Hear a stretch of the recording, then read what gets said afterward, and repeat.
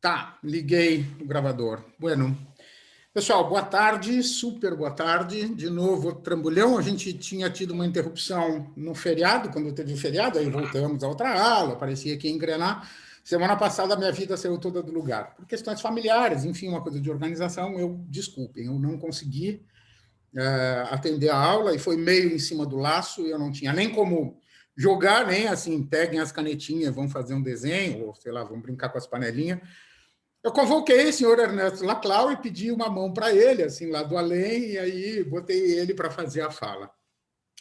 Enfim, então a gente tem aí uma acumulação de coisas para conversar, tanto, de alguma maneira, eu vou passar um pouco por cima lá dos textos do Fer, do Hernan Fer, que é o da Universidade de Quilmes, de Buenos Aires, que é o conjunto de textos que havia ficado para a semana passada, que a gente acabou não trabalhando.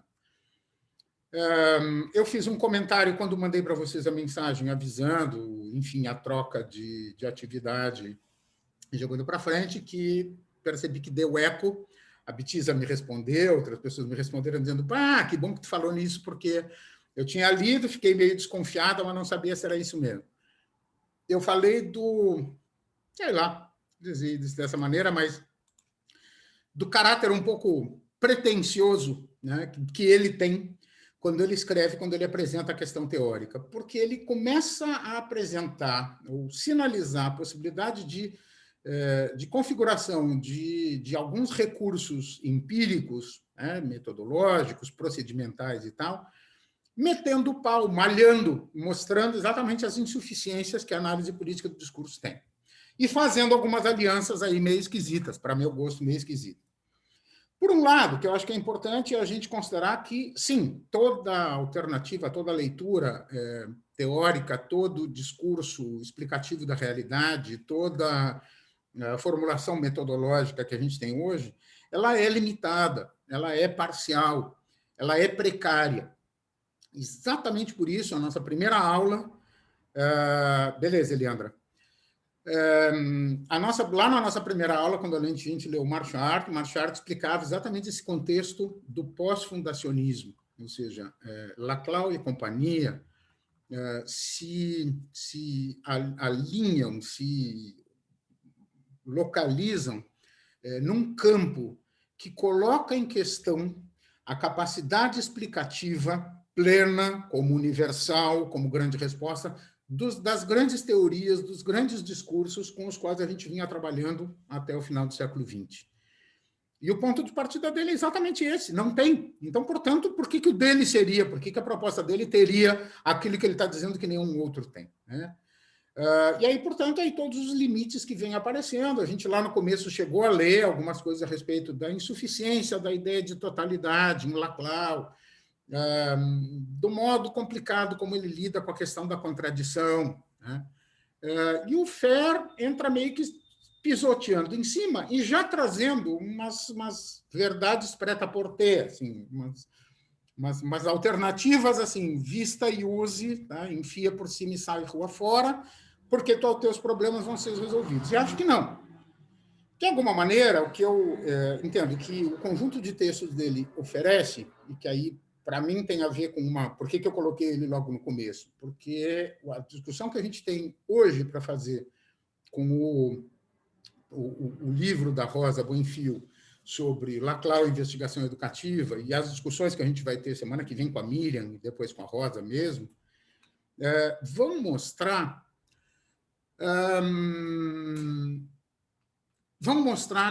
especialmente a fragilidade ou a dificuldade, os riscos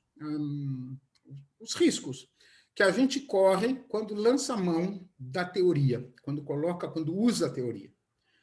E acho que essa é uma das partes mais importantes do material da Rosa, e depois a gente conversa sobre isso, que é os usos que se faz da teoria. E os textos do Fer, eles são exemplares, para meu gosto, nesse sentido, porque ele vai mostrar, ele vai utilizar algumas referências de teoria, às vezes de um jeito super pragmático, utilitarista, às vezes de um jeito super leviano, às vezes de um jeito bem instrumental, enfim, eu acho que ele é exemplar nesse sentido. Ajuda sim, ajuda. Eu acho que, do ponto de vista epistemológico, tem algumas ferramentas que ele propõe, como categorizar, como fazer a coisa das categorias e tal, que ajudam. Mas, enfim, isso ajuda como qualquer outro recurso de método que a gente está utilizando. Já que eu vou me apoiar para pensar nisso, eu continuo, por uma questão de escolha política, enfim, ainda preferindo a demarcação que eu propus aqui dentro do seminário, que é utilizar o conceito de totalidade do marxismo clássico, e entendendo a totalidade em movimento e a totalidade como uma demarcação relativa, não como uma totalidade plena, ela não é um universal, mas é uma totalidade jogada na contingência. Tá? Então, essa ideia de concretude, ela é uma fabricação do sujeito, ela é uma produção do sujeito, e um sujeito que é localizado, um sujeito que é posicionado. Então, o que se tem, na verdade, são disputas de posições. E o recurso da análise de conjuntura, que o Betinho... entendi, Eliane, tranquilo. O recurso da análise de conjuntura, que o Betinho sinaliza como uma possibilidade de estratégia, em que ele, de maneira muito simples, aplicando a teoria marxista lá no começo dos anos 80, ele vai dizer, se trata de identificar os acontecimentos e os fatos que estão em questão, os atores que estão envolvidos nisso, o cenário como ele se estrutura e a correlação de forças que se estabelece entre os diferentes atores dentro desse cenário, nessa circunstância. Ao analisar a correlação de forças, o que a gente tem? Como é que a gente analisa a correlação de forças? Por onde a gente começa a analisar a correlação de forças? A gente não tem como presenciar pura e simplesmente ir lá, se debruçar na janela e ficar olhando a correlação de forças acontecendo. A gente vai ler o pronunciamento do presidente, um enunciado de uma medida que a Câmara produziu, a notícia do jornal. Ou seja, para a gente analisar a correlação de forças e a relação entre os diferentes sujeitos naquele cenário, a gente vai fazer um trabalho sobre uma matéria que é discursiva. E, portanto, a gente tem que ver qual é a origem desse discurso, como ele está funcionando e que tipo de produção ele induz. Tá? Como é que acontece essa produção de sentido em diferentes campos? Então, o que a gente tem? A relativização do discurso em função do modo como ele acontece dentro de uma dada formação social. Aí entra lá o textinho do Blickstein dizendo, olha, na verdade, cada sujeito, cada agente, cada praxis, cada campo de prática produz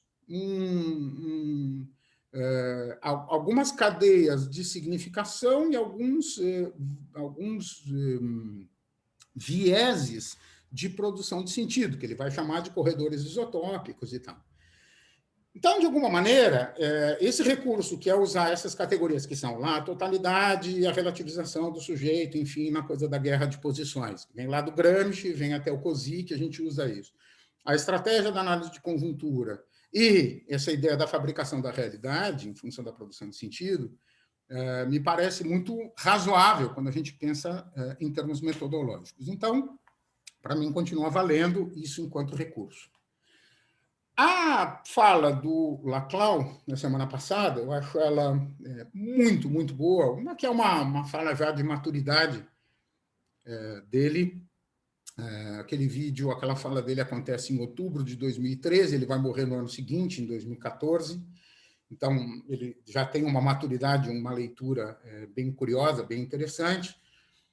A gente ali naquela altura, ele chega a mencionar em alguns pontos, alguns dados relativos à situação brasileira, ao que está acontecendo no Brasil. Ele menciona os protestos contra a Dilma, e ali a gente está vendo aquele começo de manifestações todas em função, está no meio do governo Dilma, do primeiro mandato. Então, a gente está ali com um campo de tensão que está sinalizando, na verdade, está terminando o primeiro mandato, indo na direção do segundo. Aquela fala dele está acontecendo num contexto que, na Argentina, vai resultar na eleição do Macri. Tá? Então, curiosamente, com tudo aquilo que ele está falando, da movimentação social, do peronismo, do populismo e tal, o governo eleito é um governo social-democrata, liberal, que vai fazer as loucuras que faz, que a gente consegue ver a reversão só em 2019, com o Alberto Fernandes, voltando então para esse lugar. Então, naquele momento, tem aquela coisa quando ele fala do umbral na qual a Argentina está colocada. Curioso assim, pensar nesse jogo.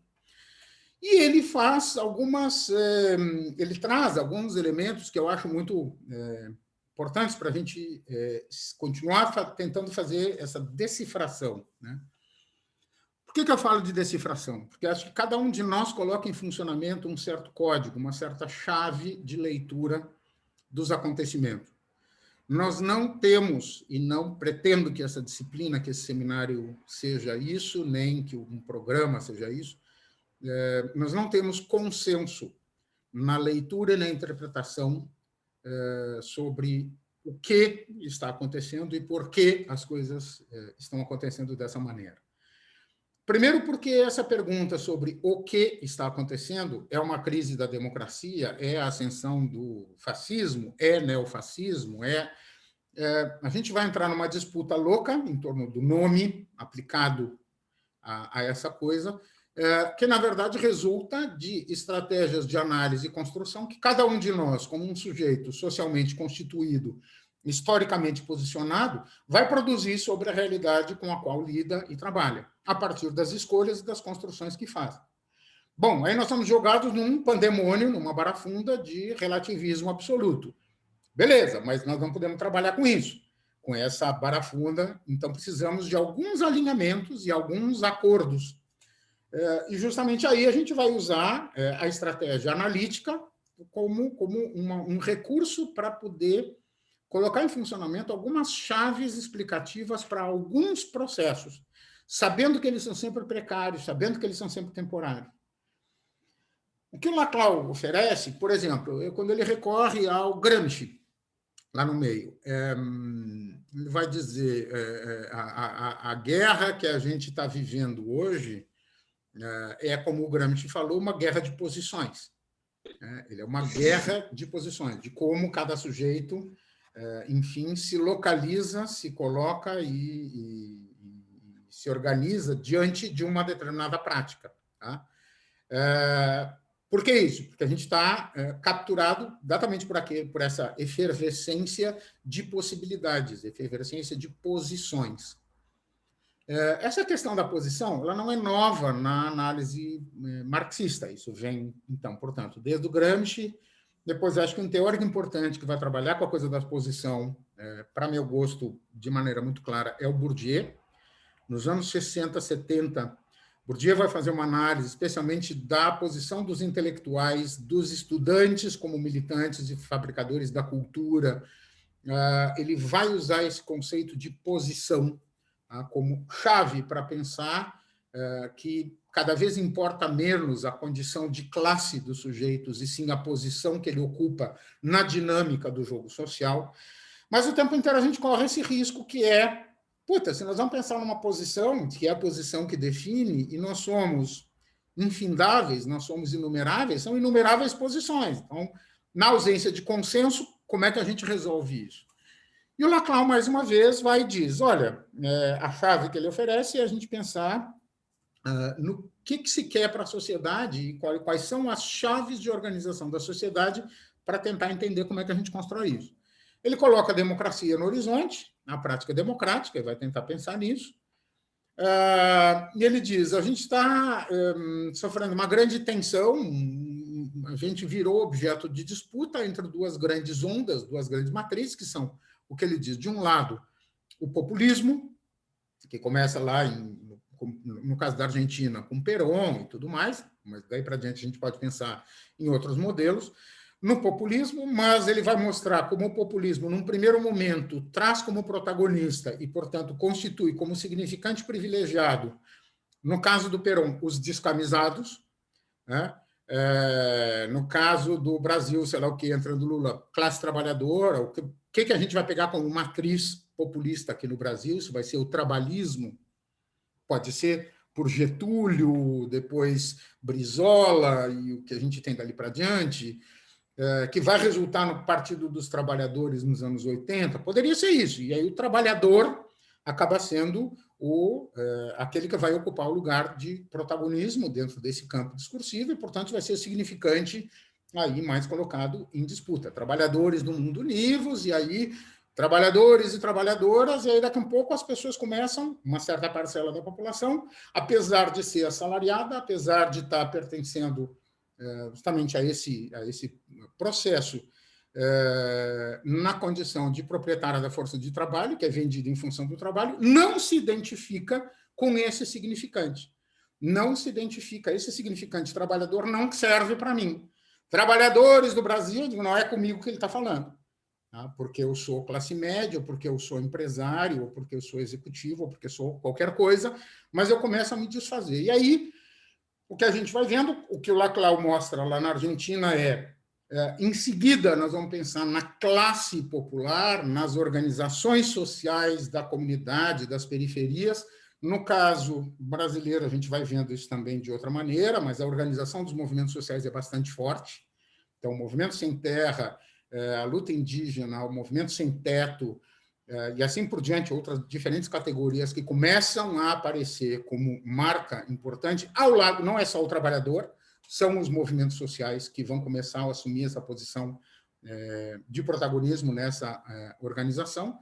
E o que o Laclau mostra é que nós estamos caminhando numa faca de dois gumes, num fio de navalha muito complicado, porque se o risco daquele significante, que era o trabalhador, ou no caso da Argentina, eram os descamisados, se o risco era um significante que é vazio, e que, portanto, ele se torna objeto de disputa, né? Porque o cara que o profere tenta atribuir sobre os sujeitos, e os sujeitos dizem, não sou trabalhador, não sou descamisado, mas eu quero me servir, eu quero ter direito à política social que está sendo pensada, eu quero ter direito às concessões do Estado, ao SUS, à assistência social, qualquer coisa. A alternativa é a organização dos movimentos sociais, que vão buscar a partir das suas organizações. A gente vê, no caso brasileiro, o crescimento das ONGs e das OCIPs, das organizações não governamentais, OCIPs, e movimento social organizado de diferentes formas. O que o Laclau mostra? Isso é uma forma de institucionalismo. A gente acaba abrindo mão, em certa medida, de uma disputa discursiva em torno de uma questão ali que era pertencer ou não, sentido ou não de um certo significante colocado, e entra na lógica de que a nossa posição ela está dada em função do lugar que eu ocupo em relação a uma certa demanda que se torna prevalente em cada momento da minha luta, se é a luta por teto, se é a luta por terra, se é a luta por uma ciclovia, se é a luta por educação, se é a luta por salário, né? Qual é a demanda que eu trago, é isso que vai me organizar, e isso abre espaço para legitimação do discurso que sustenta a hegemonia da prática corporativa. Ele vai dizer, as corporações hoje são as grandes figuras que estão em disputa, que estão dentro desse cenário. E aí ele diz, lá na Argentina, em 2013, que é aquele momento da fala dele, ele diz, está na hora da gente levantar, e que a gente está vendo, ele está falando para diretores de rádio, enfim, a coisa toda da rádio estatal, da televisão pública e tudo mais. Qual é o antagonista naquele discurso dele, naquela circunstância daquele auditório onde ele está? É o Clarim, o grupo Clarim, que é o grupo do maior jornal, que equivaleria à Fundação Roberto Marinho aqui no Brasil, tá? Que equivaleria, digamos, à Rede Globo. E aí ele diz, nós temos que tensionar esses caras. Por quê? Porque eles são fabricadores de realidade. Eles são um dispositivo absolutamente capilarizado, tá? Que está capilarizado por rede social, por imprensa, por televisão, por domínio de diferentes canais que favorecem a fabricação da realidade numa certa direção. E, dessa maneira, interferem sobre a Constituição do Estado. Então, o Estado não resulta da conexão entre demandas organizadas e equivalentes oriundas de grupos e de movimentos sociais. Ele resulta da articulação também de demandas, mas não de demandas populares, mas de demandas organizadas das grandes corporações, que visam ao lucro, que visam ao superdesenvolvimento, que visam à concessão de sei lá o quê, de canais de telefonia, de domínio de aeroportos, enfim, aquilo lá que a gente vê, no caso da Argentina, no caso do Brasil hoje gritante, que se manifesta no processo de privatização, por exemplo, na sequência de privatização que a gente vai ver. Então, ele vai dizer, aquilo que a gente tinha lá no horizonte, que era o Estado lutando por uma situação de bem-estar, welfare state, a coisa do bem-estar social que estava colocado lá no horizonte, ele desaparece como um universal, ele não é mais um universal. Ele vai ser um objeto em disputa também, o estado de bem-estar vai ser um significante que entra em disputa entre o que as corporações entendem que seja um estado de bem-estar e o que as classes trabalhadoras ou os movimentos sociais entendem que seja um estado de bem-estar. E aí eles disputam esse significante, o preenchimento ou o manejo desse significante. Então, do mesmo jeito maluco que a gente tem, já te passo, Bit, do mesmo jeito, na semana passada eu conversava com uma gurizada na sala de aula, eu acho que era, não mais se era sociologia, eu acho que era, ou didática, enfim, numa dessas disciplinas da graduação que eu estava trabalhando, e a gente falava uma coisa que é um pouco exemplar dentro desse campo, que é o sentido do desejo e como a gente pratica disputa de significante no nosso cotidiano, de um jeito muito primário. E aí eu tomei um exemplo muito simples, que na vida de todo mundo já passou. Especialmente em momentos, eu imagino vocês, na juventude, na adolescência, quando vocês começam a levantar, né, a bater as asinhas, e vem pai e mãe e te cortam as asinhas, dizem, não, enquanto tu morar debaixo do mesmo teto e tal, e começa aquele quebra-pau para lá e para cá, e tua mãe, invariavelmente, ou teu pai, em algum momento disse, mas eu só quero o teu bem, eu estou pensando no teu bem e tal, mas te preocupa com o teu bem, deixa que com o meu bem me preocupo eu. O que é o teu bem? O que é o meu bem? O que é bem para mim? O que é bem para ti? O que tu acha que é bom não é o que é bom para mim, o que tu acha que é o melhor para mim não é o que é melhor para ti e tal. Isso é evidência, tá, de um episódio muito simples, muito prosaico, de disputa em torno de um significante. Isso é significante em disputa. O teu bem, o meu bem. Tá? Eu já parei, vem a mãe, diz, eu já passei por isso, eu sei no que vai dar, eu sei como funciona, e a gente grita, então é minha vez de passar por isso, porque agora é minha vez de não sei o quê. Isso é disputa. Isso é disputa por hegemonia numa situação de polarização em que tem um significante que está sendo disputado, ora por um lado, ora pelo outro. Aquilo que tu entende que seja o teu bem, que é bom para mim, tua mãe entende, não, isso é horrível, isso é mal.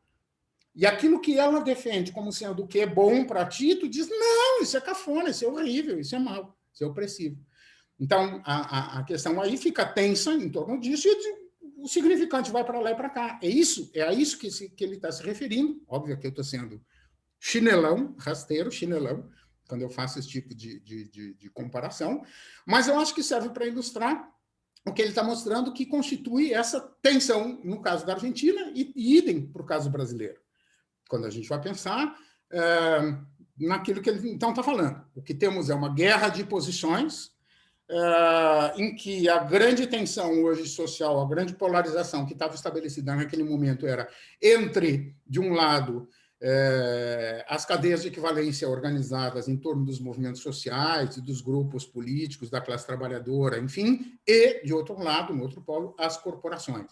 Só que, eventualmente, pelo modo como o exercício democrático é praticado no sentido de valorizar e reforçar a importância da bandeira associada à demanda parcial, isso contribui para legitimar a pertinência de uma bandeira também por parte da corporação.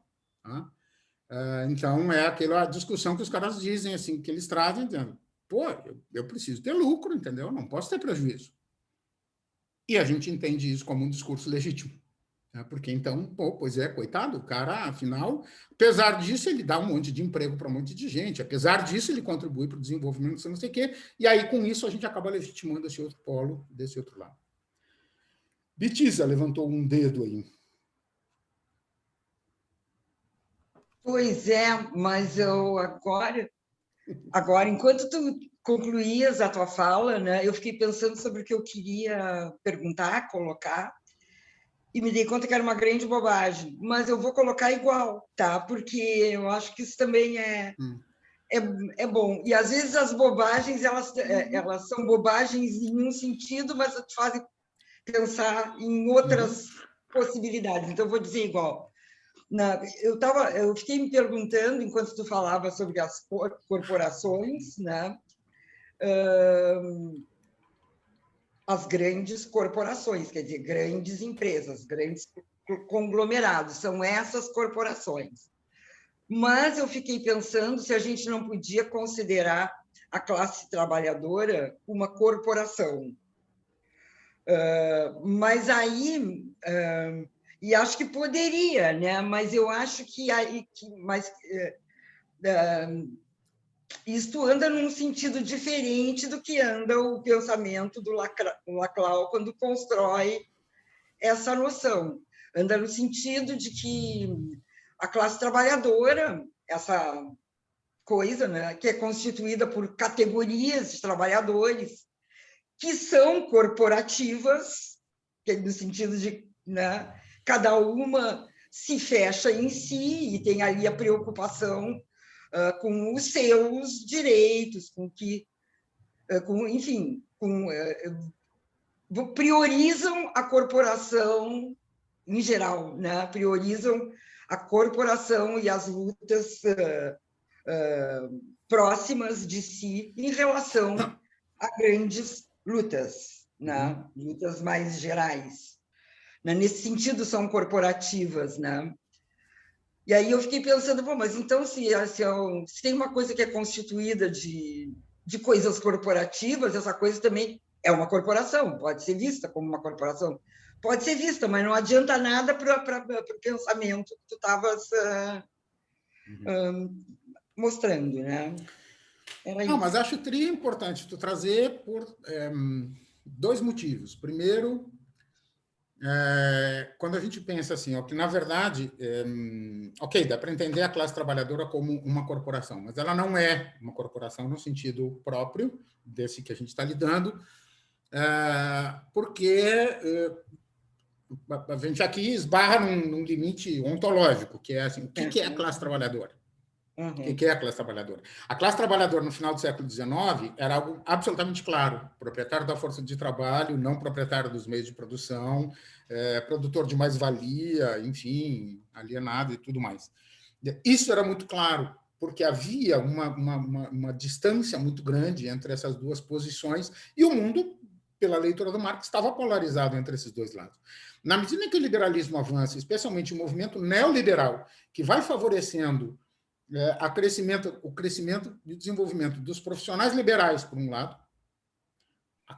O grupo de profissionais liberais é um grupo que começa a se estabelecer ao longo do século XX e que não pertence nem à classe capitalista, nem à classe trabalhadora, porque, em tese, ele é dono da sua força de trabalho, mas também dos meios de produção.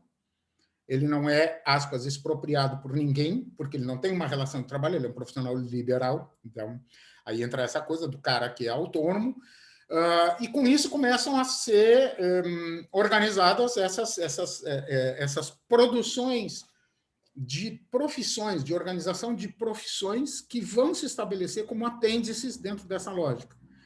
O que a gente vê, no caso brasileiro especialmente, tá? Vou pegar o caso brasileiro que a gente vai entender. Como é que esses trabalhadores, e continuam sendo trabalhadores, eventualmente não assalariados, mas são trabalhadores, eles vão se organizar corporativamente. Por onde? Pela lógica das suas categorias. De que maneira? Tentando fabricar, por exemplo, dispositivos de regulação profissional independentes do Estado. A certificação do exercício profissional não é uma certificação concedida pelo Estado, mas pelo próprio grupo de trabalhadores. Uau, isso é uma grande conquista.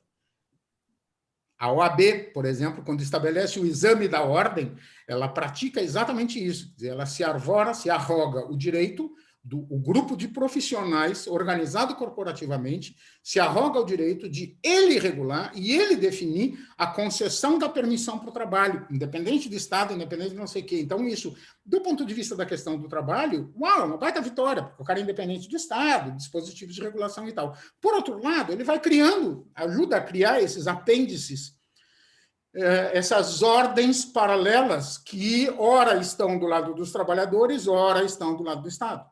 em função do jogo de interesses, em função das cadeias de equivalência com as quais eles vão estabelecer alianças. E aí tu vai ter os conselhos, por exemplo, Conselho Federal de Medicina, o Conselho de Psicologia, os conselhos profissionais, como organizações corporativas também, que vão tentar estabelecer parâmetros e regras para o funcionamento das profissões. Tá? Então, vai pensando que o trabalhador deixa de ser regulado meramente pela consolidação das leis trabalhistas, pela intervenção do Estado, ou qualquer coisa, mas cada categoria vai se organizando em torno de uma série de elencos que está aí colocado. Isso é bom, isso é mal. Exatamente por isso que eu estou dizendo. É bom sob certo aspecto, porque representa o empoderamento de uma categoria e tal. É péssimo porque reforça o institucionalismo, reforça o corporativismo. Ao reforçar o corporativismo, tu acaba ficando refém de alguns jogos e algumas alianças. Exemplo, tá? Eu vou agora botar a mão em formigueira, esta merda vai ficar gravada, eu vou ficar fodido pro resto da vida. Discussão das vacinas, concessão de vacina agora. Quando se começou a discutir os grupos prioritários a partir de fevereiro para a concessão da vacina, ficou muito claro, era consenso que idosos, teriam uma concessão direta. E aí alguns outros começaram a entrar, então, em situação de confinamento e assim por diante. Algumas parcelas da população começaram a entrar.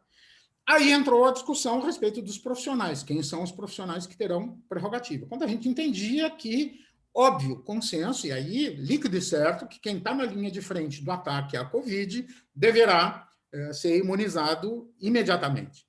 Então, significa médicos, enfermeiros e funcionários, de um modo geral, dos hospitais. Bom, não são só os médicos e enfermeiros que estão atendendo a Covid. Aí a corporação médica, a corporação dos enfermeiros, vai e diz, não, é a categoria médicos, a categoria enfermeiros que deverá ser imunizada por uma conquista corporativa que se estabelece aí. No lombo disso vem, não, é a categoria da saúde que virá. E aí entraram veterinários e psicólogos e não sei das quantas e outros.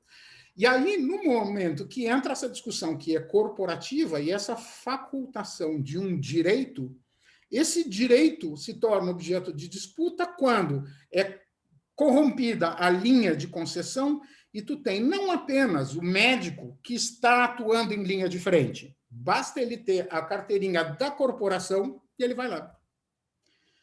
Não é só o psicólogo hospitalar, é qualquer um que tenha a carteirinha do CRP, do CRFP, que vai lá.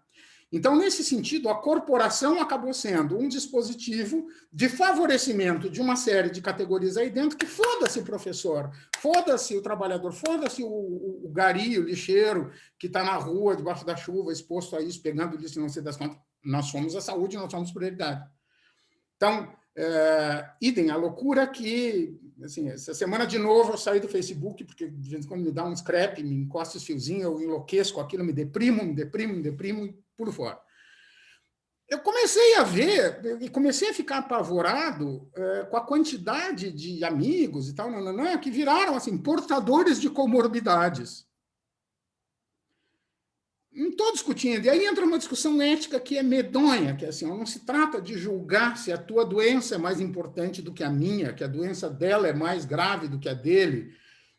Mas no momento que há uma concessão de direito para portadores de comorbidade e se abre uma possibilidade, que é tu levar uma receita médica de qualquer coisa, isso vira uma outra cascata de movimento que é corporativo. Então, a questão não existe uma corporação de pessoas com comorbidade. É o funcionamento, é o modo corporativo de funcionar que se estabelece como legítimo dentro da sociedade. E essa é a merda. Que beleza! Que beleza isso! Olha só onde chegamos, hein? Adorei.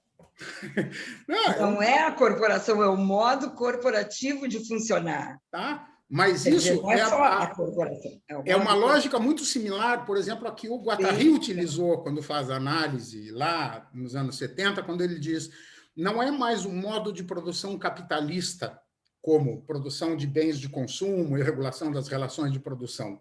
É um modo de subjetivação derivado do modo capitalista de produção, que ele chama de modo capitalístico de produção que se espalha no planeta, independente do país ser socialista ou capitalista. Porque o modo de produção de subjetividade... Quem é? De quem Guattari. é essa? Guattari. Modo capitalístico. Quando o modo se estabelece. Guattari, nem conheço, mas adoro. Tudo que eu vejo eu acho genial. Muito legal, muito legal, muito legal. Eles estão, na verdade, Guattari, enfim, eles não estão muito distantes do que o Laclau está trazendo, com essa discussão toda que ele está fazendo, dessa possibilidade de análise política.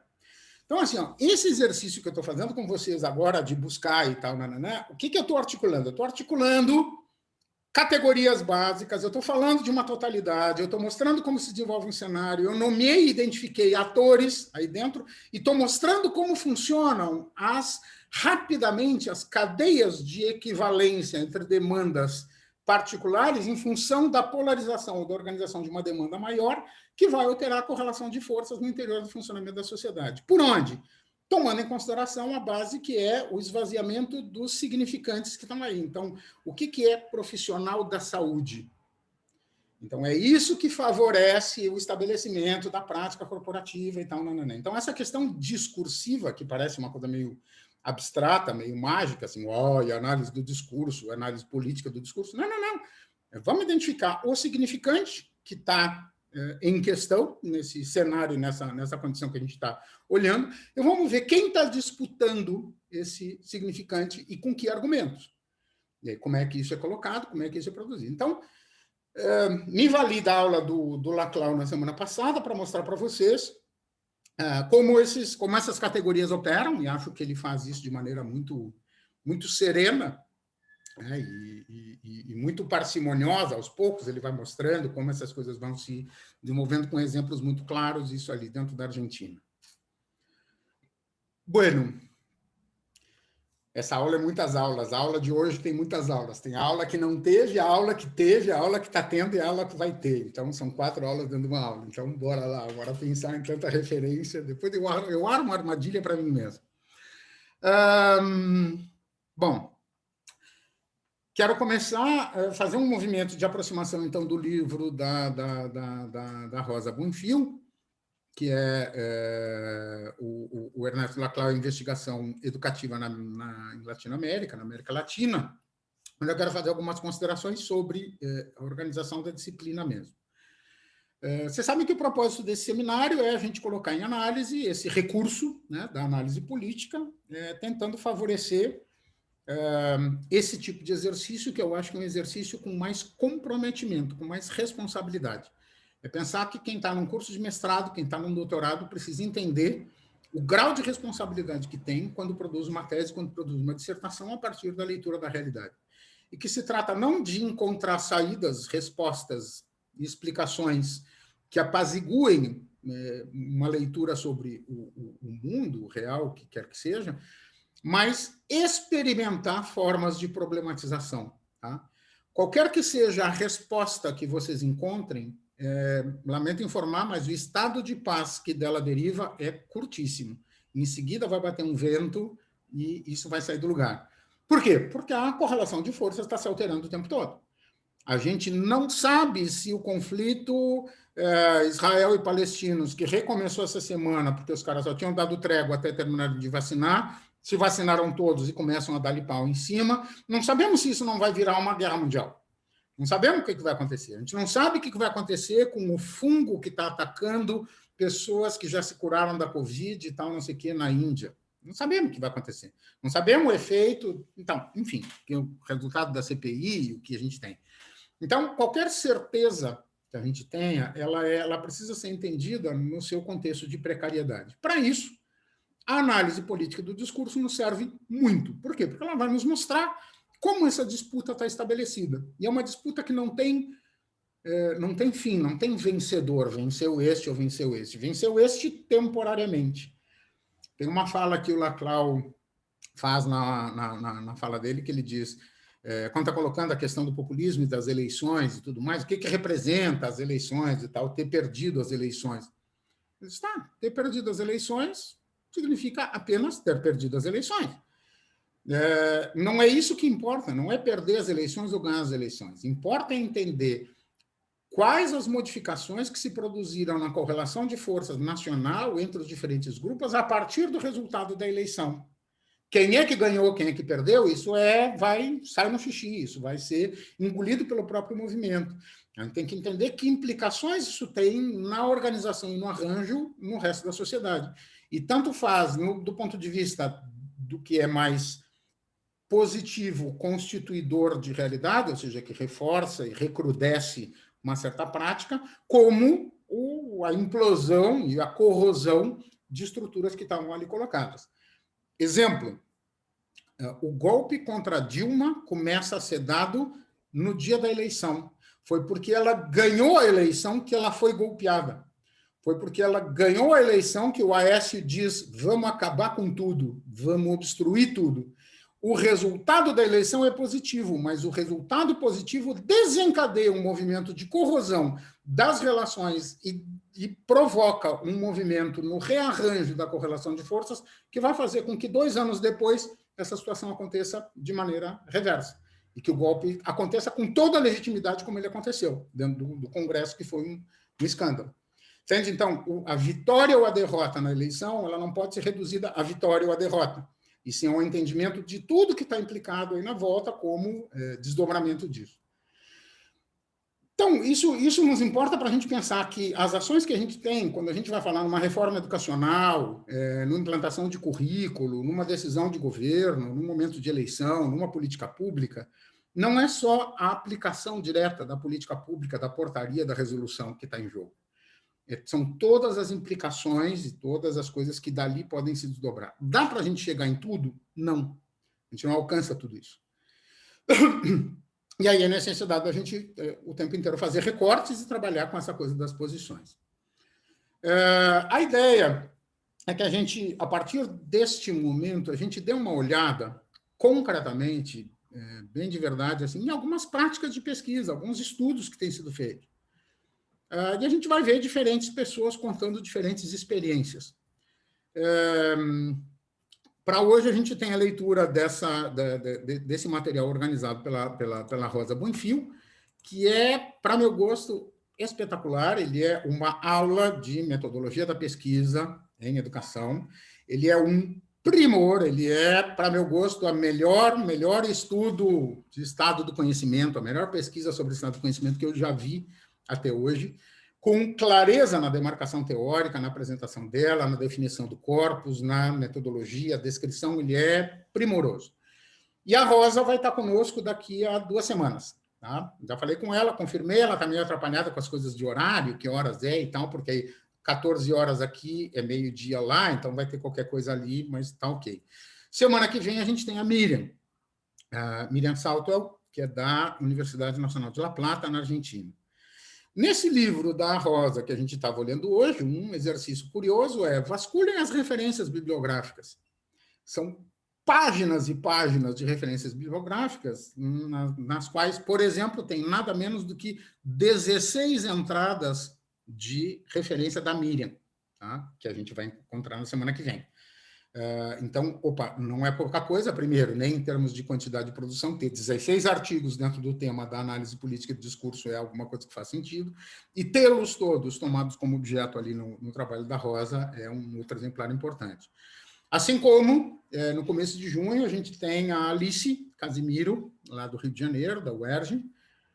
A Alice vai um pouco mais. Na bibliografia da Rosa, desse material que a gente tem na mão agora, tem 39 referências da Alice, ou sozinha, ou em parceria com a Beth Macedo, ou com os orientantes. Qual é a ideia? A gente ouvir essas figuras, são mulheres, todas elas são mulheres, a gente vai ouvir essas mulheres sobre como elas têm feito análises, tanto no sentido da orientação, como elas têm orientado pesquisas, teses, dissertação e tal, e como elas têm produzido pesquisa em torno da questão metodológica, do recurso da análise política. Eu tive conversando com a Miriam essa semana, e aí a gente estava falando sobre... Eu contei para ela como estava andando o curso, e aí ela propôs que a gente alterasse, foi isso que eu escrevi para vocês essa semana, que a gente alterasse o material de referência.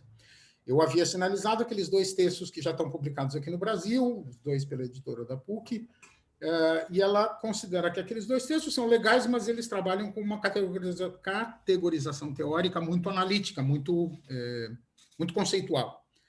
E que melhor seria se a gente pegasse os trabalhos mais operativos que ela tem. Aí a gente começou a olhar, ela me passou alguns títulos, em que ela trabalha com uma ideia que está bem forte ali no texto que chegou, que é de interpelação. Tá? A ideia de interpelação. É um pouco essa noção da interferência, ou seja, quando um arranjo de contexto interpela um sujeito ou interpela uma situação, ou como um determinado discurso interpela a realidade, ou como uma realidade interpela o discurso. A questão da interpelação é um conceito que vai ser importante, já te passo, Bit. Vai ser um conceito importante no trabalho da Miriam, e ela propôs, então, a troca daquele texto, né, para olhar esse que se chama posição docente. Tá? Posições docentes, não me lembro mais exatamente Posições docentes, se chama, que é uma publicação, são interpelações sobre a escola e o justo, a questão do justo.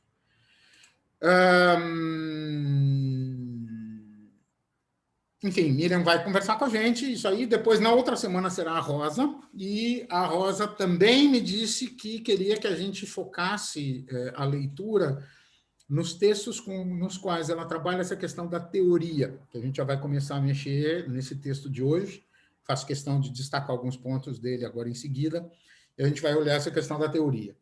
Depois vem as gurias daqui do Brasil, então a Alice, a Graziella, que é professora dos guris aqui, da Tamires, do Paulo, da Natália, que é da Unesp, de Marília, que deverá estar conosco já na semana que vem. Outra, a Luciana Marques, que é da Federal do Pernambuco.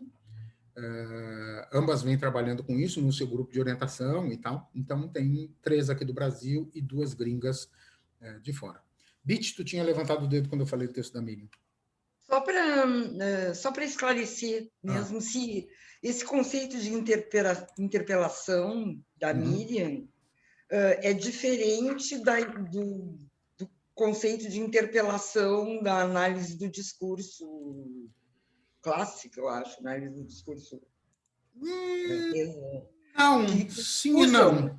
Interpelação é uma categoria forte lá na análise do discurso. É diferente? É outra interpelação? Sim e não. Não é diferente, porque ela está operando dentro do campo da análise do discurso, e é isso mesmo, é como um sujeito interpela o outro no ato comunicativo, e, portanto, pensando no discurso como conexão de sujeitos, a interpelação significa exatamente essa interferência, essa afecção de um pelo outro. E sim, é diferente na medida em que ela vai trazer esse pequeno desvio que acaba a gente fazendo do que é a análise de discurso clássica para a análise política do discurso, que é muito mais interesse de olhar, o que ela vai querer olhar, Bitiza, muito é isso, significantes em disputa. As pesquisas dela estão muito focadas nessa ideia do significante em disputa. Tá? E ela vai fazer análise tanto do Estado, do professorado, do não sei o quê, tentando mostrar como diferentes corporações, diferentes grupos, vão tentar se apropriar da palavra e fazer com que a palavra funcione de uma certa maneira. Do ponto de vista da análise do discurso convencional, isso é uma questão de significado e está para além da prática política. Tem reverberações, óbvio, porque sempre tem, mas não é esse o foco. E do ponto de vista do Laclau e o que a Miriam vai trazer, eu acho que tem uma ênfase grande no entendimento das articulações. Tá? Que articulação está sendo feita aí, como é que isso funciona. Tá? Jerusa. Levantou Marcos, quando a Miriam, aliás, desculpa, a Rosa, ela cita no primeiro capítulo da introdução, que existem aquelas 3 dimensões, a teórica, o referente empírico e as perguntas que são do investigador. Isso. No processo todo de fazer análise política do discurso, o investigador, de vez em quando, vai ter que estar sempre modificando as suas perguntas iniciais, não? É possível. Dependendo do tempo de investigação, sim. Tá. E isso... Porque na medida em que tu vai entrando dentro do campo, isso vai produzindo efeitos sobre ti. E, portanto, isso vai alterando essa referência. E vai desacomodando também aquilo que está sendo vislumbrado dentro da análise de conjuntura, né?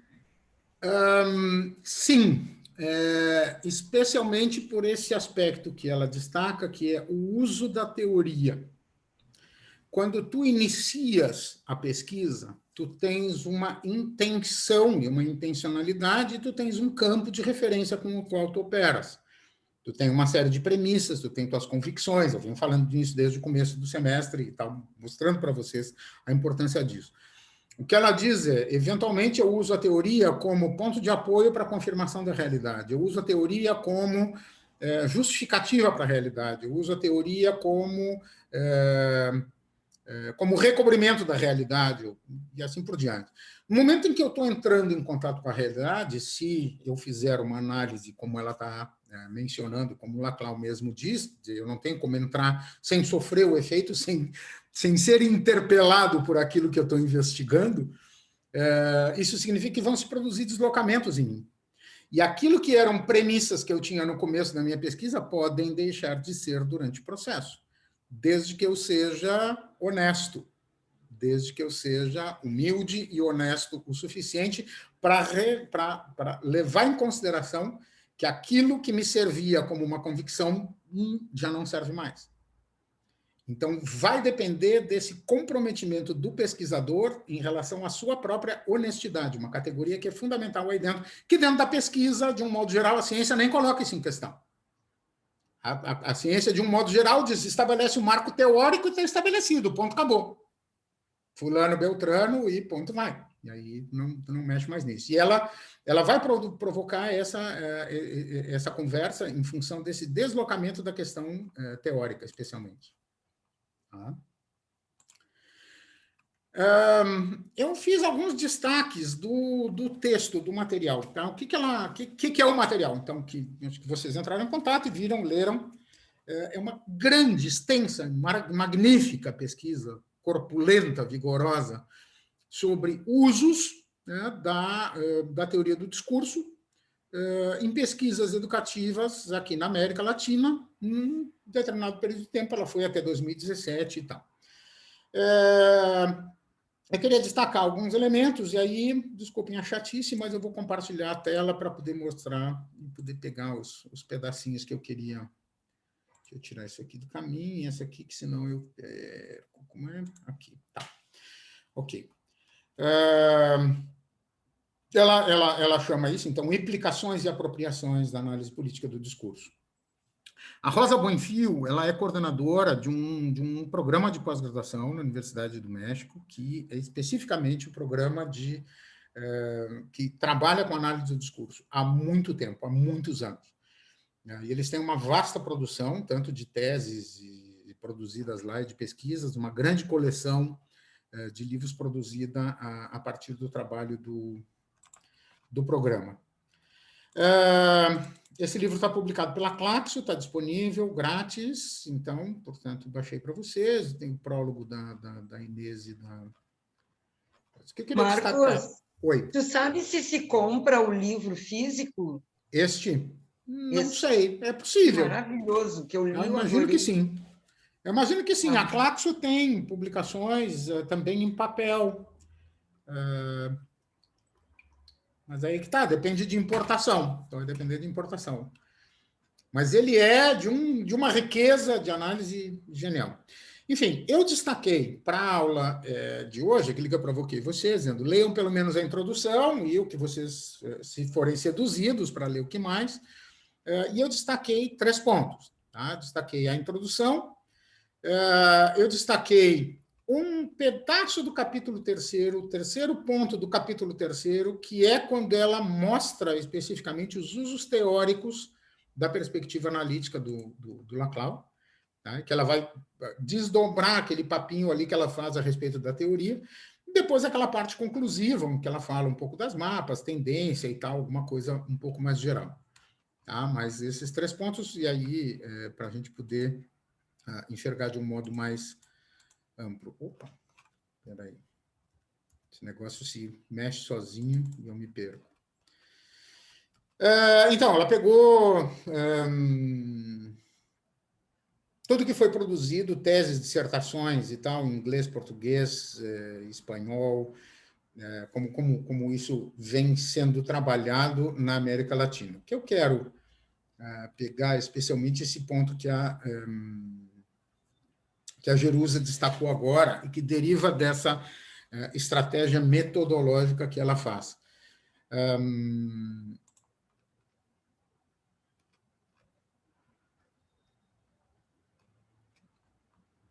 Então, entendendo a teoria do discurso e a aplicação da teoria do Laclau, a aplicação disso tudo em investigações educativas. E ela diz que a noção de aplicação está vinculada a uma concepção evolutiva do direito, caracterizada pela pretensão da imposição sistemática e centralizada das normas através de procedimentos que possam ser universalizáveis e regulados. Então, essa noção de aplicação que ela usa, ela relativiza, porque, obviamente, nós não vamos trabalhar com universalização do ponto de vista pleno, mas de uma universalização que enquanto sistema explicativo. Então, uma tese que declare que está utilizando a teoria do discurso como chave analítica, como marco teórico para olhar, sei lá o que, a prática do Conselho Federal de Educação, está, de alguma maneira, utilizando esse recurso como universal, né? E aí, a partir disso, vai e projeta sobre o objeto com o qual vai trabalhar.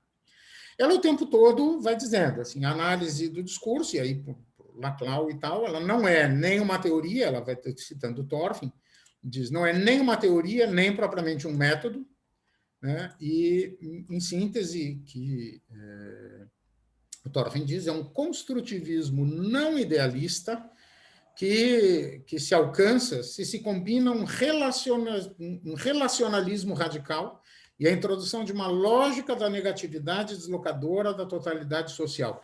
Vou tentar traduzir, tá? É meio medonho, umas coisas que tem aí no meio. Um construtivismo não idealista. Tá? Então, pensar que a análise política do discurso, a análise proposta pelo Laclau, ela funciona como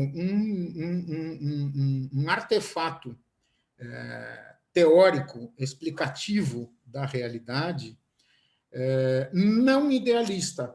Tá? Então, portanto, ele não é uma invenção do sujeito que meramente atribui sobre a realidade categorias que ele estabelece a priori, por exemplo. Não, ele precisa extrair da realidade. Então, por isso é construtivismo e é não idealista, porque ele não vai operar dentro dessa lógica da universalização, por exemplo. Que se alcança se combina duas coisas que ela está sinalizando. Um relacionalismo radical, ou seja, nada existe sozinho, não existe nada que não esteja em relação, as coisas só estabelecem porque estão em relação, a identidade de um sujeito ela é relacional, ela é dada pelo outro e não por si mesmo, ninguém tem a prerrogativa de se estabelecer por excelência naquilo que é o que ela vai discutir como aspecto ontológico, não é que eu falo na educação, não, mas a educação tudo é relacional. Quem define a educação é quem se coloca diante dela e postula uma definição. Então, portanto, eu tenho a prerrogativa de construção disso. Mas, por outro lado, o outro elemento aqui, que está combinado, é a introdução de uma lógica da negatividade deslocadora da totalidade social. Ou seja, a totalidade social é sempre alguma coisa em deslocamento, sempre alguma coisa em movimento, é sempre alguma coisa que vai sofrer uma interferência, uma interpelação, e vai entrar em movimento. Por isso ela é sempre precária. E aí ele diz, evitando o seu fechamento, né? Evitando o seu ser. Em síntese, né, então, ele é um bricoleur que aspira a develar verdades estritamente locais, próxima da analítica no sentido Foucaultiano, como uma análise contexto-dependente, histórica e não objetiva, que é o que a gente chama de análise de conjuntura. É o que eu deliberadamente estou associando à estratégia da análise de conjuntura e o que a gente faz do ponto de vista dos estudos de Foucault. Marcos? Oi.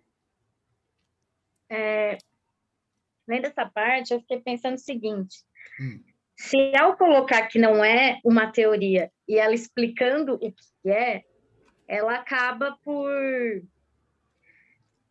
hegemonizar um significado para o significante método, teoria. E se isso não é um problema? Porque se a ideia é a gente pensar que esse método é precário, que tem tantos outros métodos, então, assim, isso é sim um método para brigar e disputar o entendimento de um método. Entendeu? Não sei, eu fui pirando um tempo nisso quando eu li. Não, sem dúvida, tu tem toda a razão. Só que isso faz parte dessa impossibilidade das coisas acontecerem fora do discurso. Nós estamos usando o discurso. A Cláudia nos dá essa ferramenta na mão, Tamires. A gente está usando o discurso para colocar em questão o discurso. Então, portanto, aquilo que eu estou usando como ferramenta para colocar em questão uma realidade é a própria realidade que está sendo colocada em questão pela ferramenta. Tá? Onde é que aparece esse conflito? Que eu acho que é possível a gente entender como é que isso funciona na vida do pesquisador. Ela própria se declara confusa e deslocada cada vez que ela se dá conta que ela diz: pá, mas de repente eu me dou conta que o que eu estou investigando sou eu mesmo produzindo. Então, aquilo que eu estou produzindo já é objeto da investigação, e aquilo que eu estou investigando está se transformando porque eu estou investigando. Ela vai olhar essa perspectiva que se chama, né, de relacional e essa negatividade deslocadora, né, movimentadora da totalidade que ela traz para cá. Os significantes vão estar em disputa? Sem dúvida. Quando diz não é uma teoria e não é um método, mas o fato de dizer não é, mas, essa conjunção adversativa abre a possibilidade para uma possibilidade que não é plena, porque eu começo com uma negação. Eu começo dizendo não é um método, não é uma teoria, mas. Então, a adversativa, ela vem negar a negação. Então, hegelianamente falando... Onde é que está o mas? Cadê o mas? Não está colocado aqui, mas é nisso que a gente está falando. Ela não é um método, não é uma teoria, mas ela aplica como método e como teoria, ela é um recurso. Ela propõe a análise textual, a análise política do discurso. Ela vai mostrar como isso é feito, como uma tentativa de análise disso e tal. Ela vai tomar pesquisas que fazem isso. E ela vai dizer que, bom, não é uma teoria, não é um método, mas é a base para isso. E aí é que ela toma a fala do Thorfinn para tentar explicar, dizendo não é uma teoria, não é um método, mas um construtivismo não idealista. Ele é um construtivismo, ele é uma coisa construtiva, e aí, portanto, todo construtivismo está ancorado numa ação desconstrutiva, tá? Porque ele se pauta na insuficiência e no inacabamento. Uma das características fundamentais da ideia do construtivismo, de qualquer construtivismo, é o inacabamento da realidade, do método, da verdade, de qualquer coisa. Porque ele ao se nomear como construtivismo, como construção, está falando de algo que não está pronto. Entende? Então, a ideia do construtivismo é uma palavra que designa um processo inacabado, que é isso que está dizendo. Onde é que se evita o fechamento? Onde é que evita o fechamento em uma teoria ou em um método? Na ideia de que eu tenho um relacionalismo radical, e essa relativização crítica que eu preciso pensar como uma estratégia, que sempre as coisas estão em relação, elas sempre são relativas, só que, bom, então se tudo é relativo, essa afirmação ela é relativa também. Eu tenho que pensar na condição histórica. O exercício analítico ele precisa retornar para a prática.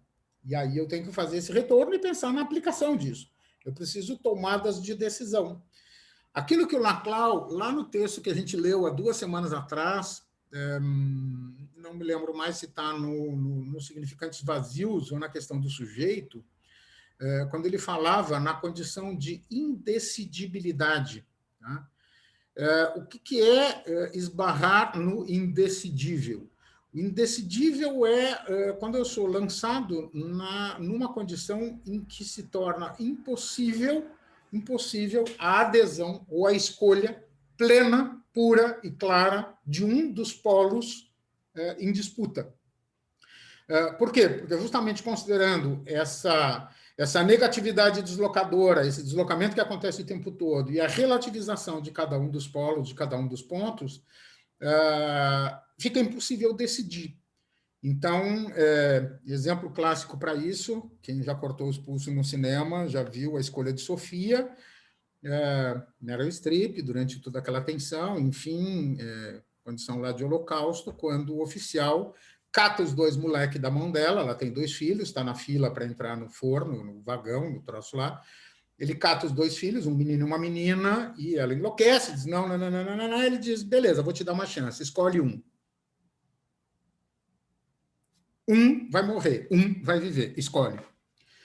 Isso é uma condição de indecidibilidade. Estou, de novo, fazendo uma escolha prosaica e chinelona, tá? Mas acho que nos leva na direção de entender o que é indecidível.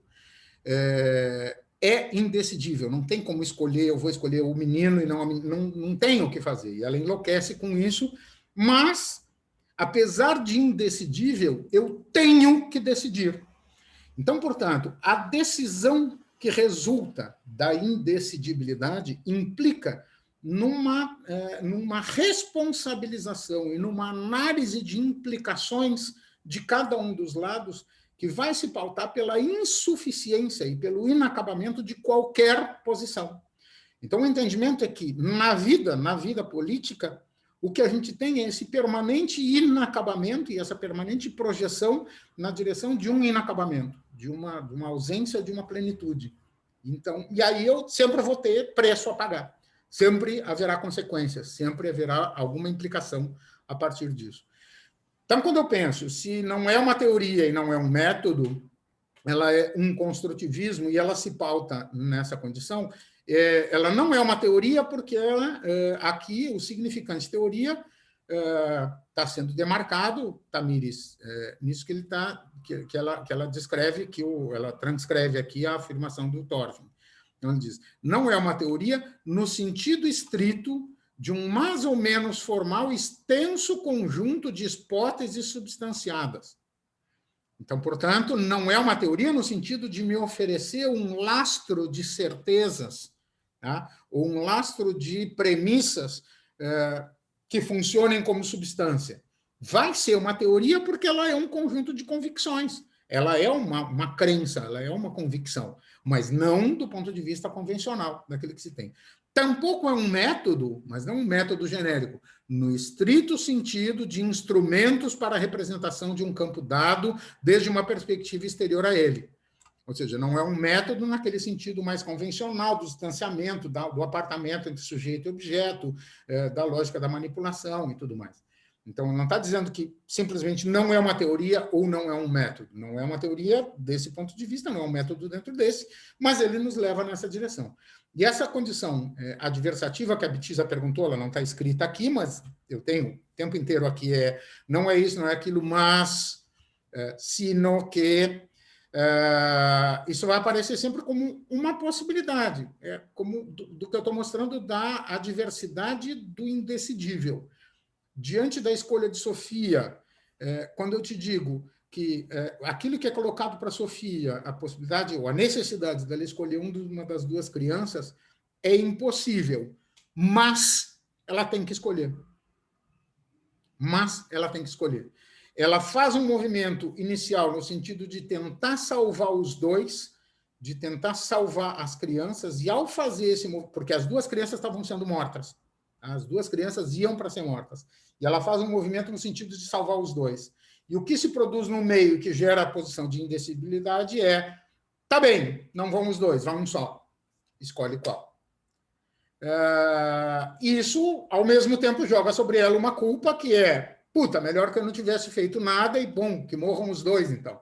Mas agora ela tem a responsabilidade da prerrogativa da escolha de um. Só que, ao lado da escolha positiva, que esse é o deixar de escolher o outro, é condenar o outro à morte. Então, que implicação é trazida em relação a isso? Então, a adversidade, ela está dada na direção de confrontar o sujeito com essa impossibilidade do fechamento da decisão certa, da verdade ou da certeza. O que eu tenho qual é a minha saída? Ponderação. Eu vou ter que ponderar por um lado e por outro, e tentar pensar o que me produz menos impacto, o que reduz, sei lá, quais são os critérios, quais são os fatores que eu vou colocar em funcionamento para justificar a minha tomada de decisão, mas esse vai ser o movimento. Eu fiquei com isso na cabeça, porque a gente tem que ficar tomando um cuidado, né, para você ter um rigor ali no teórico. A gente vai apresentar os trabalhos no seminário e leva tanta paulada, né? E já entra naquela história de que tudo é nada, que quando eu li isso, falei, pô, aí quebra as pernas, né? Óbvio que tem um método aí, óbvio que tem uma análise, mas de cara já chegar dizendo que não tem, parece que daí esculacha mais ainda que a gente está estudando, né? Então, tipo, não, é um método, a gente está disputando ali, né?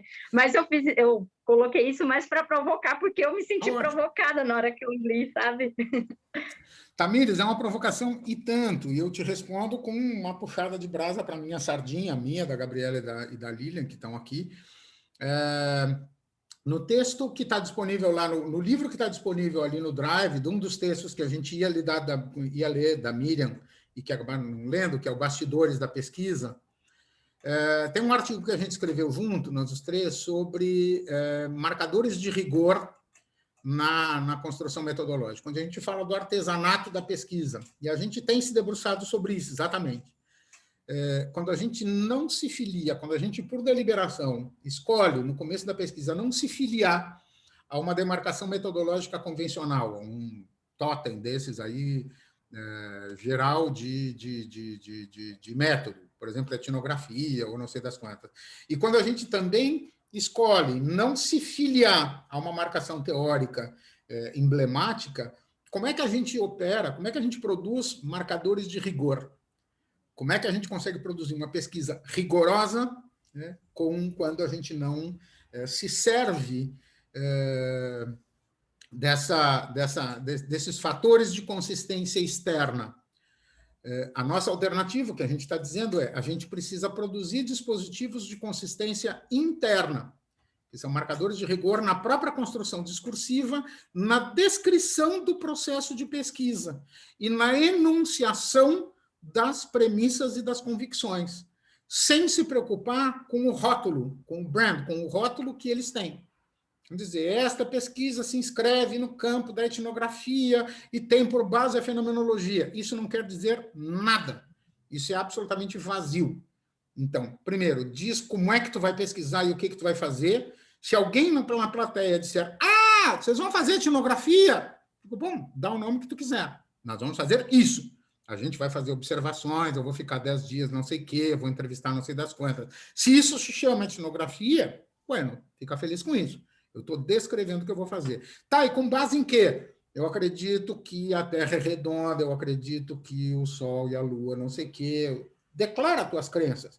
Se isso é Foucault, se isso é não sei o quê, tu traz a referência. Mas tu não precisa te filiar a um fulano ou um beltrano.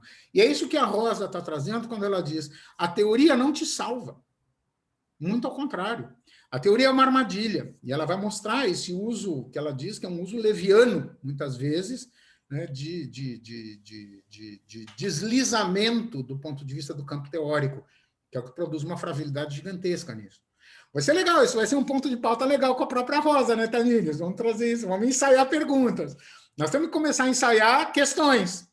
A ideia dessas mulheres vir aqui não é elas fazerem palestra, tá? Elas vão vir aqui para conversar, para bater papo. Então, a gente tem que ter pergunta para fazer, coisas, e aí está uma genial para a gente chegar nesse ponto.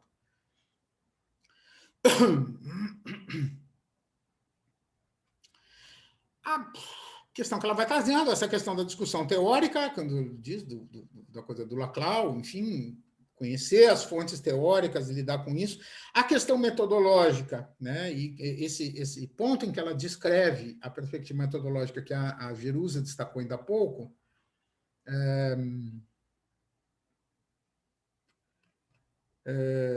vai nos ajudar a identificar, então, portanto, esses 3 nós de relação. Né? Ela fala assim, dessa maneira, sugiro que a prática da investigação envolve um processo no qual 3 componentes se relacionam e vão, assim, produzindo conhecimento. Né? Esse processo triádico abarca diversos procedimentos metodológicos na investigação. E aí que ela diz, tem um método? É um método? Não, não é um método. Envolve vários procedimentos metodológicos. Ela vai falar de diferentes estratégias metodológicas em função dessas 3 dimensões que ela mostra que se articulam do ponto de vista da metodologia. E ela diz, por metodologia, não entendo exclusivamente as estratégias de coleta de dados num estudo ou tratamento analítico.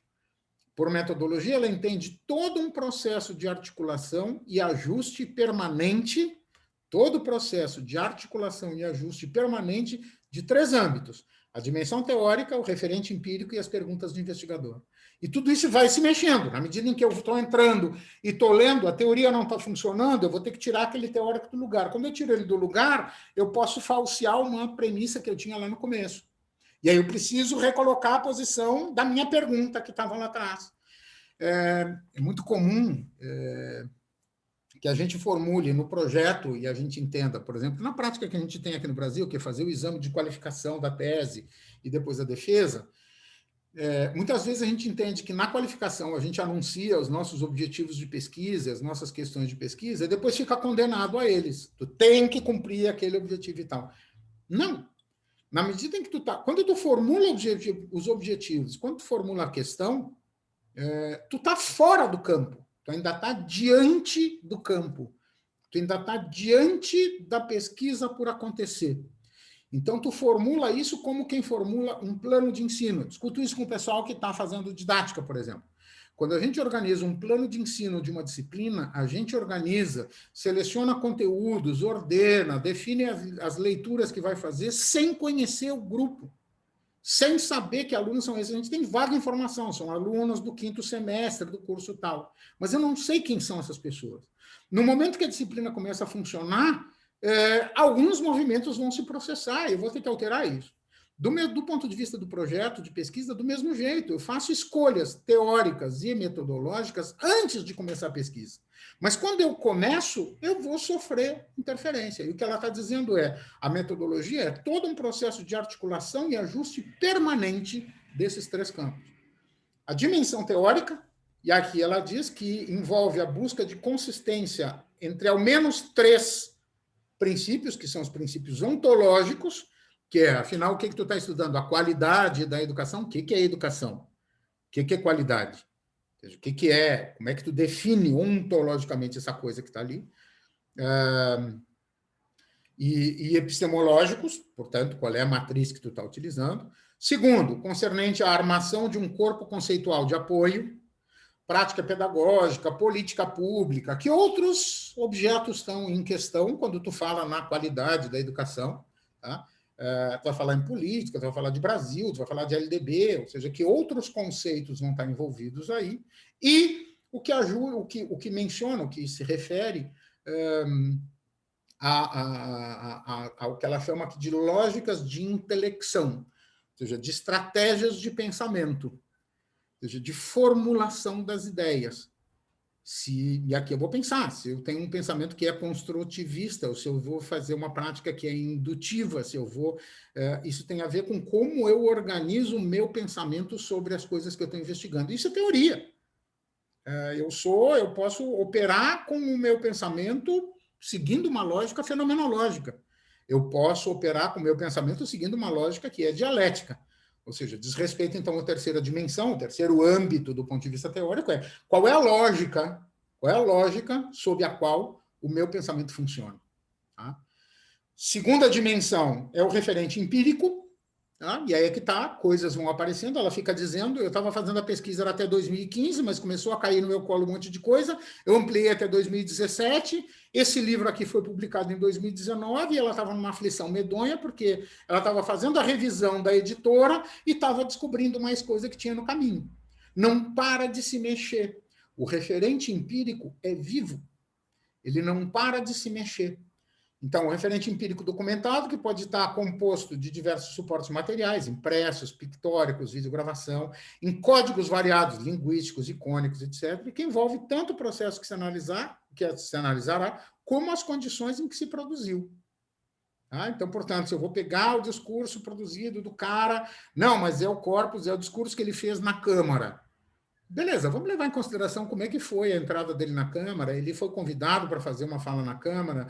Qual era a posição dele? Ele foi preso uma semana depois. Porra, então os caras já estavam de olho nele naquele momento. Não, ele foi eleito 2 semanas depois. Então ele já estava com a bola toda. O que significa que condições estavam envolvidas na produção de cada um dos objetos, de cada um dos materiais que estão aí produzidos.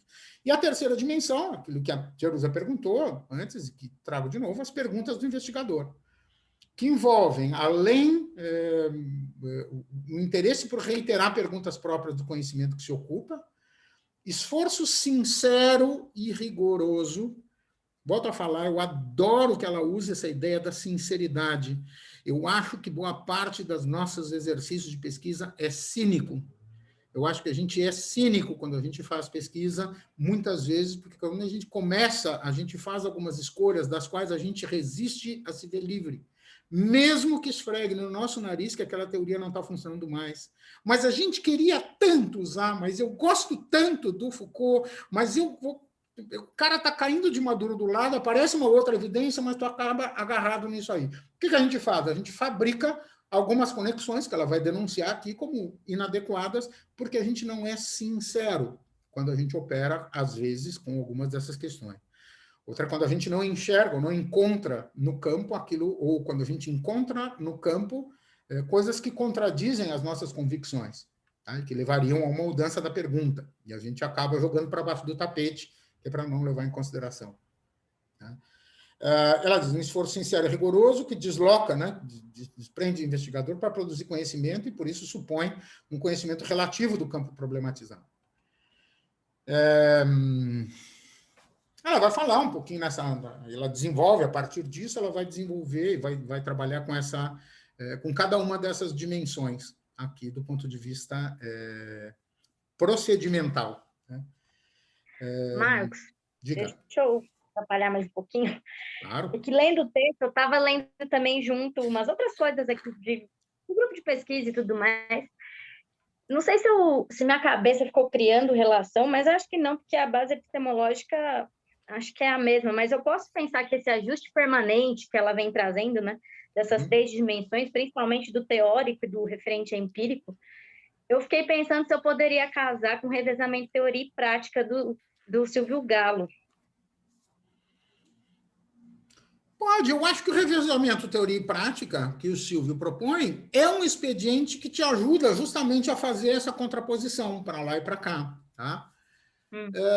Eu acho que é muito difícil a gente escapar da sedução que a gente sofre pelas certezas. É muito difícil a gente escapar da sedução da certeza. Então, a gente quer ter uma ideia, a gente quer ter uma conclusão, a gente quer ter um achado.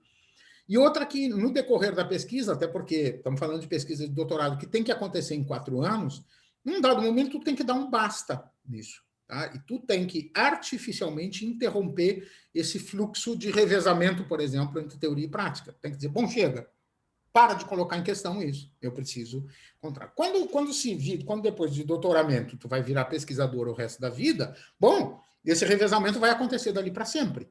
Né?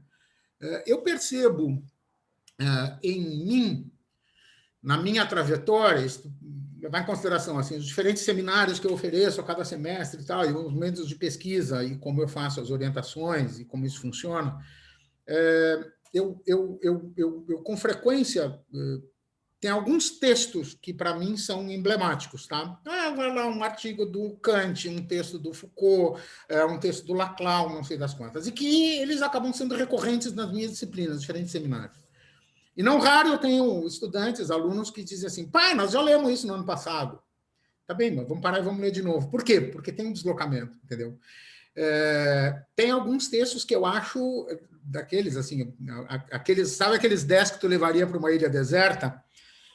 Não é pela excelência, não é pela beleza dele, mas é pela infinitude que ele carrega, pela abertura que ele proporciona. Por que isso acontece? Porque existe essa permanente interpelação da teoria e da prática. O que eu entendo que o Silvio fala, a que ele se refere? De maneira muito simples, eu diria, eu vejo uma correlação, Tamiris, com aquilo que a gente leu aqui, explicado pelo Blickstein, a respeito da fabricação da realidade, ou seja, como a praxis organiza o discurso e como o discurso interfere na praxis.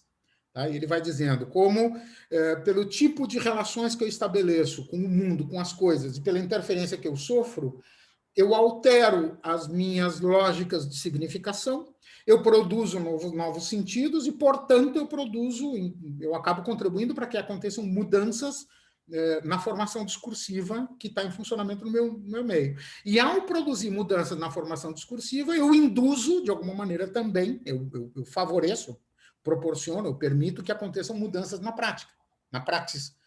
Então, aquele círculo que o Blickstein mostra lá no fundo, que é assim, a relação entre o referente e o significante, e a maneira como ele abre todo esse sistema na volta, eu acho que ele é exemplar disso. Ou seja, tu nunca mais descansa, tu nunca mais para, e tu precisa estar colocando isso. Quando é que tu toma uma... Tá, mas então o treco não tem fim? Tem fim, porque tu tem data de defesa, porque a capa está no teu calcanhar, a tua orientadora vai infernizar a tua vida. Então, num dado momento, tu vai ter que estabelecer um corte. E tu vai dizer, não, é isto que eu vou fazer. No caso dela, da Rosa, ela disse, vai ser 2017, ponto. Ai, mas outras coisas foram...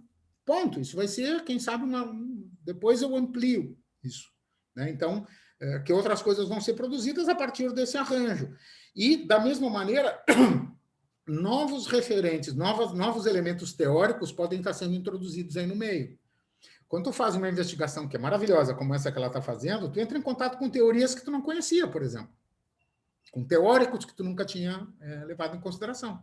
E aí, pronto, isso entra e aí, pá, olha o que esse cara diz, olha não sei das quantas. Então, o deslocamento acontece igual. Então, entendo que seria essa a lógica do que ele fala um pouco desse movimento de subjetivação. Quando ele diz aqui... um híbrido que envolve marcas da subjetividade do investigador, marcas da particularidade histórica e do referente empírico e marcas do aparato teórico. A construção do objeto de estudo, tudo isso subverte aquela coisa que a gente tinha como método ou como teoria convencionalmente colocado e se passa a trabalhar com essa dimensão que é permanente articulação dessas dimensões. O Laclau, aqui, vai usar essa formulação, que é marcas da subjetividade do investigador, marcas da particularidade histórica e do referente empírico, e marcas do aparato teórico. Tá? Marcos, eu tenho uma dúvida que não tem muito a ver, mas eu acho que, por fim, tem. Pensando na metodologia, é viável a utilização desses softwares que trabalham com a análise de conteúdo? Dá para a gente pensar em teoria do discurso e esses softwares, sabe? MaxQDA, NVivo, ou seria uma espécie de tiro no pé, vamos pensar assim, por engessar? E aí ser um tiro no pé da própria teoria, sabe? Não, Natália, acho que não é se souber usar. Qual é o problema que eu vejo nesses que usam SPSS, NVivo e tal? Quase assim, a terceirização do trabalho, entendeu? Tu terceiriza para o software fazer a categorização para ti, ele te oferece os pacotinhos, e aí o que eu tenho visto, em grande maioria, desculpe, aí é o limite do meu repertório, mas boa parte do que eu tenho visto é a descrição dos pacotinhos que o software te ofereceu. E aí tu tece considerações, tu comenta, tu compara um com o outro e dá por encerrado. Na verdade, o que o Laclau está dizendo, e que essa proposta ofereceria, seria legal, está valendo. O software ele funciona para te atalhar um trabalho quando tu tem uma quantidade, um corpus gigantesco como esse. Ele te atalha alguns agrupamentos, mas ele vai obedecer a um determinado algoritmo, que não necessariamente vai ser aquilo que funciona a partir das tuas convicções, ele vai operar com um algoritmo que é dele próprio, e aí tu vai ter que, inclusive, colocar em questão esse algoritmo. Então, o que ele te diz tu vai ter que usar o software colocando em questão o software. Tá, mas então para que usou, se é para colocar em questão? Exatamente por isso, para dizer que é uma forma de fazer uma categorização, mostrando o limite do recurso. Não é não usar, porque senão nós vamos ficar sem nada na mão. O negócio é tão relativizador que, se a gente levar e radicalizar a relativização disso, tu fica sem nada na mão, nada pode. E se nada pode, tudo pode, qualquer coisa está valendo. É aquilo, se tu não sabe para onde tu vai, qualquer caminho serve.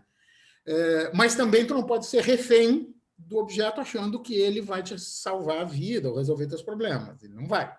Ele vai ter esse tipo de limitação. Essa própria questão do algoritmo é que eu fiquei pensando, porque eu tenho alguns amigos que trabalham com análise de conteúdo e eles usam esses softwares, né? E aí eles comentam muito. E eu, como eu estou no segundo ano, e minha pesquisa, assim, pensando, tem muito a ver com o que está sendo discutido nesse texto, assim, né? Então, eu estava pensando e lembrei de perguntar isso, porque é uma dúvida que eu tenho, né? Em que medida que não é limitador, né? Se a gente pensar que tem um algoritmo por trás, né? Então, e aí, né? Claro que ajuda, né? Ainda mais... Ajuda. Eu vou trabalhar com documentos e isso ajudaria muito, né? Mas eu fico pensando que limita. Nesse sentido. O limite vai vir... Primeiro que tu não pode ser refém do algoritmo, essa é a questão primária. Segundo, pensar que a análise do conteúdo ela vai se dar a partir desses agrupamentos. Esses agrupamentos que o software te oferece são agrupamentos feitos a partir de certos eixos de classificação, certos critérios. É um crivo que vai fazer com que certas palavras sejam ali amontoadas e tal. É a mesma coisa que vai produzir nuvens de palavras e qualquer coisa dessa. Bom, se tu não fores fazer um estudo exaustivo de que crivos são esses, não vai adiantar. Tu vai ficar... A análise de conteúdo funciona? Funciona. Mas ela é uma análise política? Não. Porque ela vai trabalhar com conteúdo só em função da frequência, da ocorrência, da densidade. E aí, não, mas eu estou pegando também a raridade. Esse só tem um. Beleza, isso é só um grau de frequência. Ou muito ou pouco, eu estou no mesmo gradiente de frequência que eu posso escolher, aí uma tomada de decisão. Então, ele não vai avançar se eu não fizer análise política propriamente dita. E o que vai servir... essa colocação que eu sempre faço para os meus colegas que trabalham, né? Mas tem uma diferença, né, de análise do conteúdo para, né? Então, limita nesse ponto, né?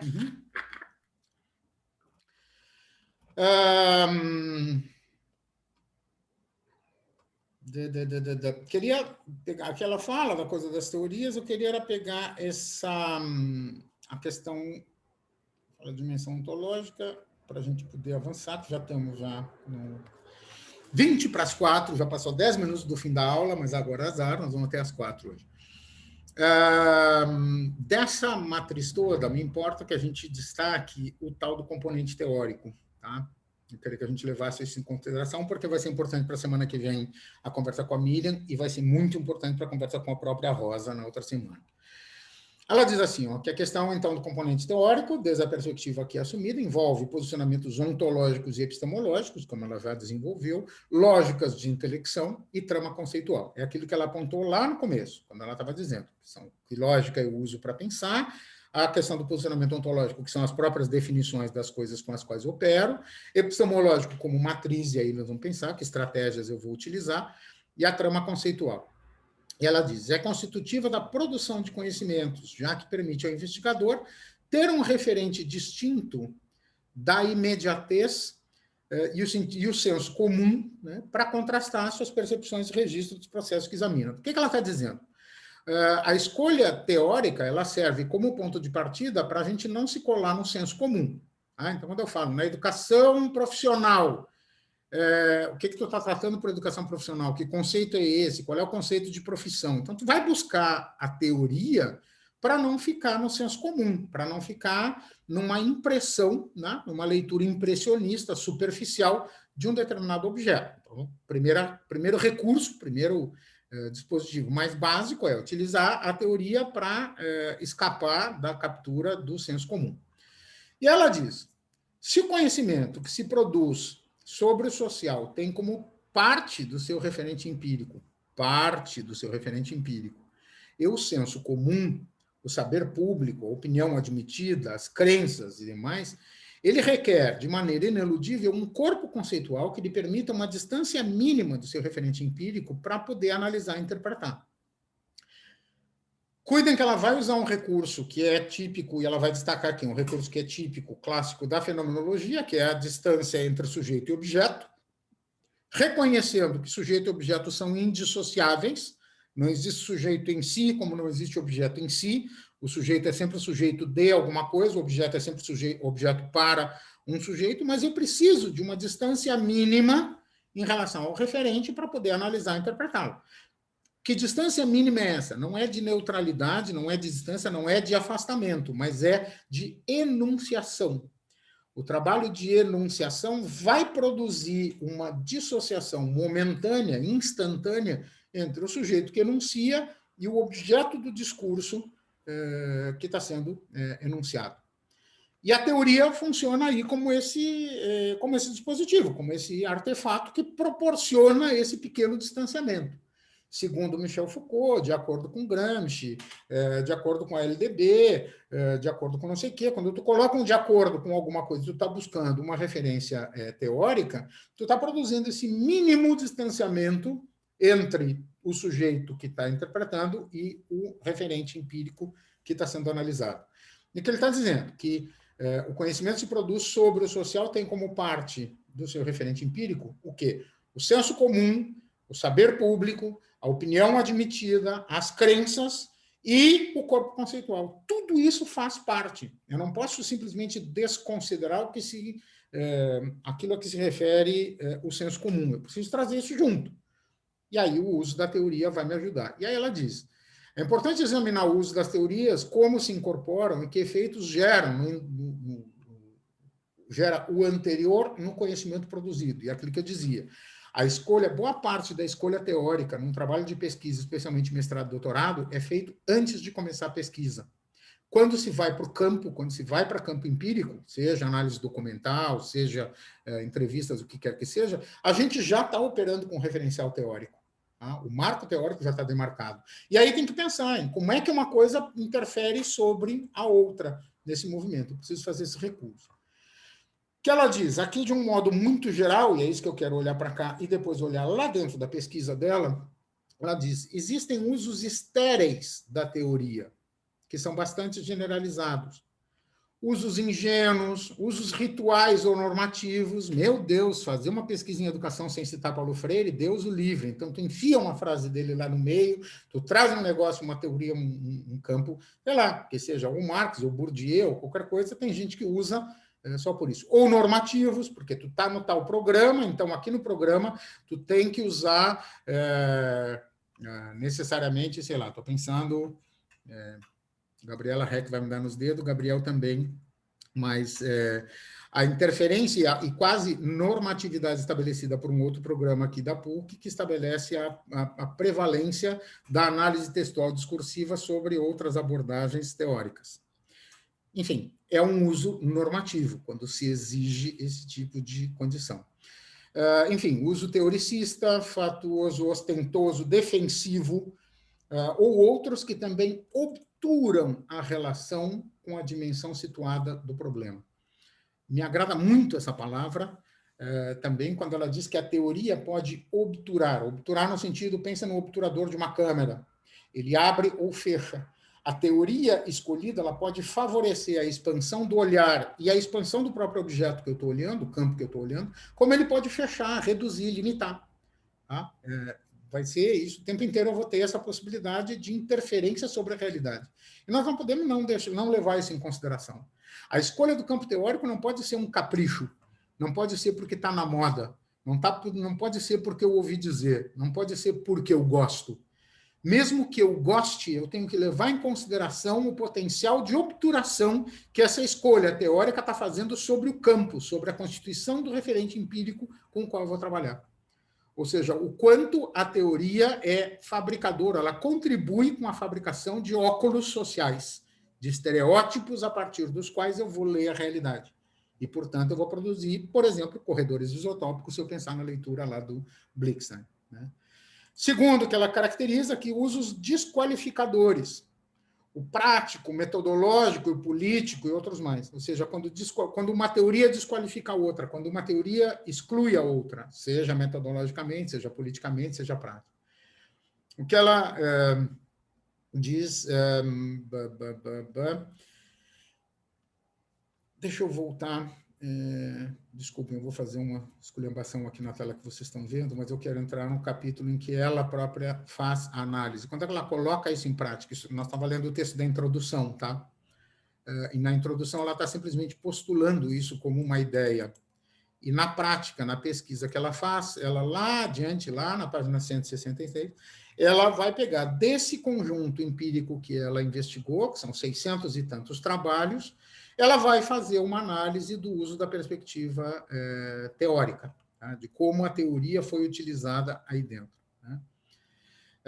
E ela diz, entre as formas de integrar as teorias, essas teorias que são a base do pensamento todo que constitui o lastro da análise política do discurso. Entre as formas de integrar essas teorias nas investigações, que eu concebo como os usos acadêmicos da teoria no âmbito educativo, caracterizei alguns, e aí ela diz, pessoal, é sem finalidade tipológica, tá? Não é para fazer a taxonomia dos usos da teoria. São exemplos, são evidências.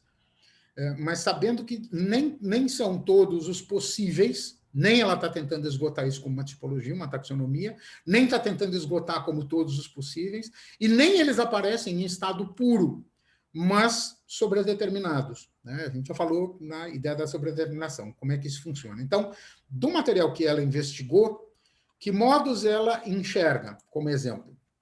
Por exemplo, ela encontrou apropriações produtivas e imaginativas da teoria do Laclau, nas quais a densidade teórica, posicionamentos antepistemológicos, tramado categorial, lógicas de interpretação, se confronta com as inquietudes de quem investiga, que quem investiga busca responder, e com o pedaço de realidade referente empírico, independente de quem investiga, mas que se transforma ao entrar nessa relação de conhecimento.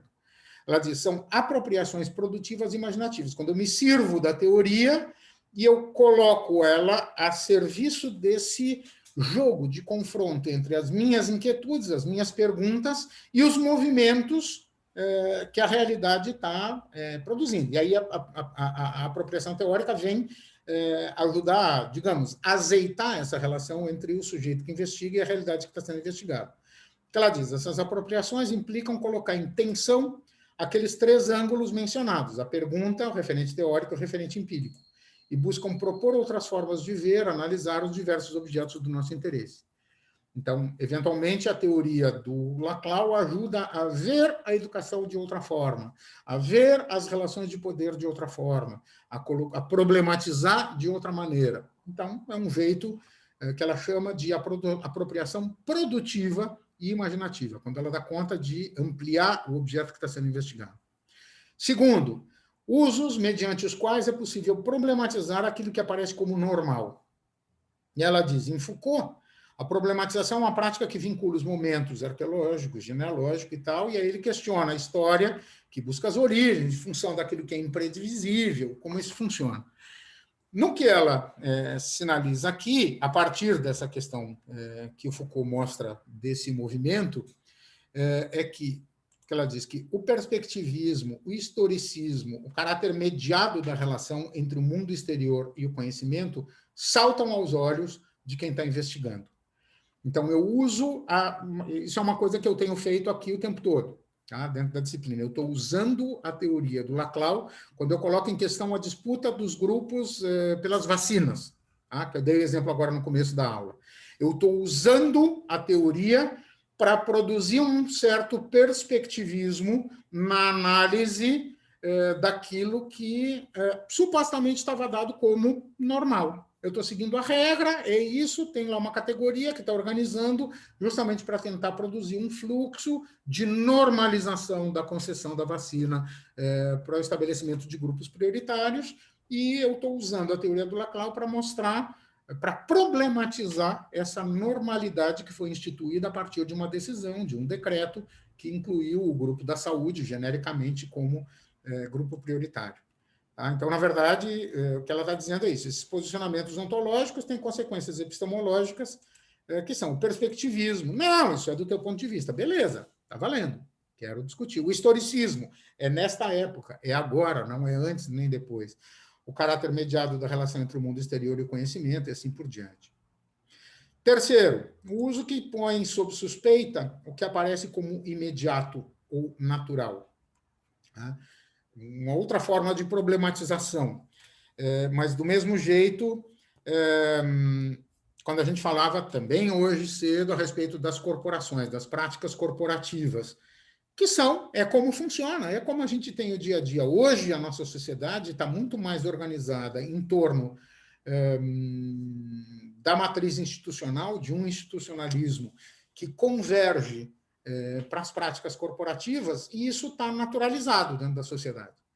Então, colocar isso sob suspeita e mostrar que, na verdade, existe uma intenção de romper com aquele entendimento que estabelecia um significado hegemônico para a ideia de classe, para o significante classe trabalhadora, a partir da prática dos trabalhadores liberais, dos profissionais liberais, que constituem corporações e funcionam quase como uma instância à parte, que não é nem o Estado, nem a sociedade civil, nem a classe trabalhadora. Eles constituem um campo à parte. Então, eu desnaturalizo uma condição que está super óbvia, que está super natural, utilizando a teoria. Vou tentar mostrar para isso. Ela vai dizer, se debilita a ilusão de um isomorfismo entre o objeto e o mundo, emerge uma concepção pragmática da linguagem como jogo, né? Mostrei também isso naquela questão da vacina. Ela vai usar e vai mencionar os recursos todos clássicos dentro da teoria do discurso, como Helmut Levy, Benveniste, Barthes, Derrida. Quarto uso da teoria, o uso que promove a possibilidade de uma vigilância epistemológica ao trabalho do investigador, e aí vira a teoria como baliza, a teoria como grilo falante, a teoria como um superego que fica dizendo sim, não pode isso, não, isso não pode, está fora do marco teórico. Né? Então, uma teoria que regula, que funciona como um dispositivo de regulação. Ela dá exemplo, como, por exemplo, como de um empirismo que busca a descrição, em busca da descrição densa de Gertz, que não alcança superar a descrição superficial, que separa as ações dentro do contexto de significação que se produzem, e aí vai mostrando como uma coisa leva a outra, e como eu posso usar a teoria como dispositivo de vigilância epistemológica ao trabalho do investigador. Escolheste Foucault, então tu tem que ser Foucaultiana. Se escolhesse Gertz, então tu tem que ser etnógrafo. Então, se tu escolhe isso, tu passa a seguir aquilo. Então, uma coisa que funciona como uma determinação. A teoria como recurso-chave para contrastar diversas aproximações de um mesmo tema. Então, um pouquinho que também, às vezes, se faz. Olha, fulano pensa assim, fulano pensa assado, fulano pensa assando, e eu posso usar a teoria como um apoio para esse ecletismo, essa diversidade de concepções. Mais uma, o uso da teoria que exige, os usos que exigem um tramado, uma tessitura estreita do recurso teórico com a particularidade mesma do tema estudado, e que recusam a aplicação da teoria como se essa fosse igual para todos os casos estudados. Então, quando se trabalha com um particularismo específico, e eu lembro, do ponto de vista da etnografia, a gente tem um texto clássico da Cláudia Fonseca que diz quando cada caso não é um caso. E ela coloca em questão o recurso ao estudo de caso como metodologia, e ela diz, quando cada caso não é um caso, ela ajuda a rechaçar a aplicação do estudo de caso, indiferentemente, como uma estratégia de generalização. Uso das teorias que as colocam à prova, nas quais são essas recriadas, eventualmente formuladas. Também há usos muito elementares e ingênuos da teoria, como se assume que com uma boa teoria podemos solucionar os problemas da investigação do mundo exterior. E assim por diante. E ela diz, o inocente se ancora em pensar que as teorias são corpos de conhecimento fixos, verdadeiros, baseados em algum fundamento, e só por invocá-las e traí-las, só porque eu digo que, de acordo com Paulo Freire, está resolvido tudo isso. A teoria como uma exigência ilustrada, que se sedimenta nas nossas instituições educativas, e talvez fosse conveniente quando se instituiu, mas, lamentavelmente, na sua ressignificação academicista, se reduziu a um mero formalismo. Então, falar da interdisciplinaridade, ou falar de, sei lá o quê, do Perrenu, quando trouxe não sei das quantas, ou quando né? A gente tem marcas muito fortes do ponto de vista educacional, a gente tem isso com muita frequência. E assim por diante, estou chegando no fim, quando ela diz outro uso, a crença de que a teoria estabelece conceitos aos quais a realidade deve ajustar-se, então eu escolho a teoria e vou fazer uma investigação tentando fazer a realidade caber dentro da teoria, também vou chegar nisso. Em outras ocasiões, a teoria aparece como um corpo de conceitos altamente sofisticados e difíceis de entender. Já fiz uma análise disso num texto meu que fala sobre a escrita acadêmica, em que eu coloco sobre suspeita um texto de minha autoria, em que eu uso um vocabulário altamente sofisticado e difícil de entender, com uma linguagem que somente os iniciados compreendem, e que só produz um efeito sobre aqueles que entendem, e aqueles que não entendem têm a concepção, a ideia de rechaço, né, dá nojo. E ele diz que tem pelo menos duas formas, ela diz, né? Uma vã, que prestígio do conhecimento parece atribuir justamente à dificuldade, então, quanto mais difícil eu escrever, mais bacanão eu vou parecer. E outra honesta, mas igualmente desafortunada, já que ainda que os conceitos possam estar sendo usados de forma adequada, não se realiza, eles são tão complexos e o palavrão é tão abstrato que ele não chega a fazer efeito sobre o leitor. Ainda, um uso defensivo da teoria, que pode observar-se pelo menos duas modalidades. Quando se recorre a uma abundância de conceitos que escondem o desconhecimento das características do assunto estudado, né? Então, porque eu ainda não conheço direito, então eu recorro à teoria, né, como uma forma de terceirizar esse conhecimento, e quando o excesso de conceitualidade coloca um véu sobre as implicações do investigador, as imbricações, as tramas éticas e emocionais, então essa lógica do uso, que ela chamou de uso defensivo da teoria. Por fim, um uso desqualificador prático, que se refere a quando se argumenta que a teoria desvia a atenção dos problemas educativos urgentes, né? Quando se para de pensar, por exemplo, a gente começa a discutir a aplicação da Base Nacional Comum Curricular quando a gente tinha que estar discutindo condições de trabalho do professor na escola. Tá? Então, o debate disso e o uso desqualificador metodológico, no qual se rechaça a teorização, se baseando na crença de que a investigação deve retratar a realidade livre de preconceitos. Então, como se aplicar o princípio de habilidades e competências independe de qualquer realidade, eu não vou ficar refém do livro didático, da escolha dos conteúdos que as editoras vão fazer. Terceiro modo de desqualificação é o que eles chamam de desqualificação política da teoria, baseada em duas suposições igualmente invalidatórias. A teoria, dizendo a teoria é ideologia, que é um pouco a lógica de que como é que chama essa coisa da escola? Sem partido. Sem partido. Repete que eu não ouvi. Sem partido. Isso, por favor, obrigado. A teoria da escola sem partido, que vai dizer que toda teoria ela é ideologia, e que, na verdade, não se dá conta e não permite enxergar que esta posição também é ideológica, ela vem aí. E de que a teoria também um pouco, essa perspectiva mais utilitarista, mais pragmática, que às vezes diz que a teoria nos distancia, nos afasta da ação política, né? Então, que enquanto eu fico teorizando e tal, vocês ficam só fazendo doutorado e não estão aqui no chão da escola pensando no que devem fazer e tudo mais. Ponto, chega.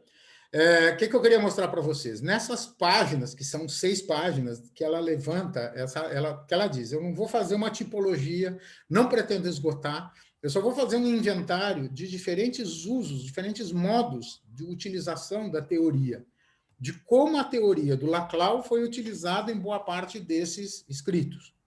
É uma baita pesquisa, uma pesquisa maravilhosa chegar nesse ponto. E aí, pegando aquele que a Natália levantava ainda agora, esse é um exercício analítico que tu só faz se tu te debruça minuciosamente sobre os textos. Não tem software que te ofereça agrupamentos de categorias que te permita chegar nesse tipo de categorização.